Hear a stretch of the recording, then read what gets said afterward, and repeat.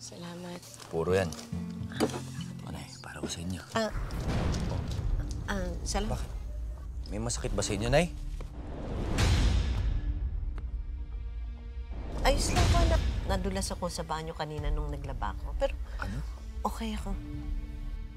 Oo. Tinulungan ko nga si Nay Alma eh.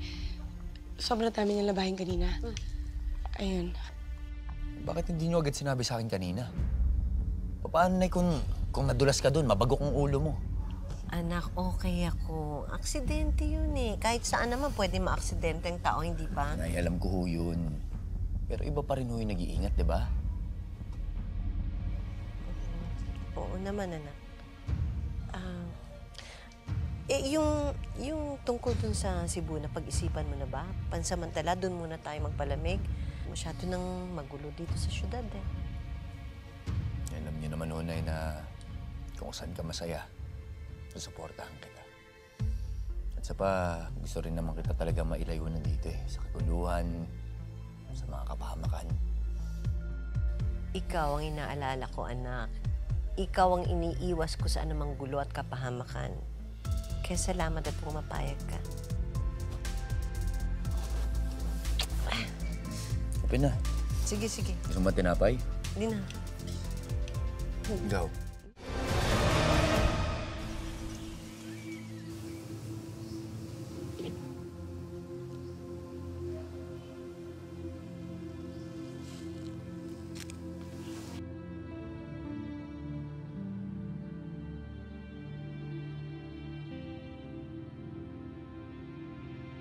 Commander. Tapos na.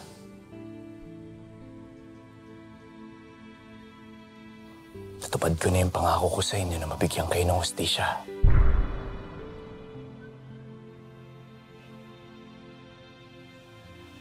Anak, masaya ako para sa'yo.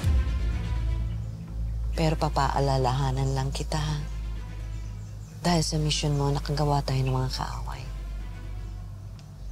Yung mga taga-Palangga, sina Kapitana Babes, galit sila sa atin. Alam nila na kaya sumugod ang Golden Scorpion sa Palangga. Eh dahil sa away yun ng tatay mo at ang kapatid mo. Hindi ko rin ho sila masisisi, Nay. Pero hindi ka nila dapat husgahan. At hindi nila dapat nating hayaan na si Senator William ang umangkin sa tagumpay ng pagbagsak ng sindikato. Nay, hindi na ho importante sa akin kung sino ituring nilang bayani dito. Dahil kontento na ho ako, nakakatulong ako sa kapwa ko. Bilang si Black Rider. Itutuloy mo pa rin ba ang pagiging Black Rider mo, anak? Hindi na lang ho personal ang laban na to, Nay. Alam ko na maraming pa nangangailangan ng tulong ko. Anak, baka pwedeng time out muna. Pwede pang huminga muna tayo. Magpahinga ka o punta tayo ng Cebu pansamantala. Tuta, wala ka pa namang malaking kalaban.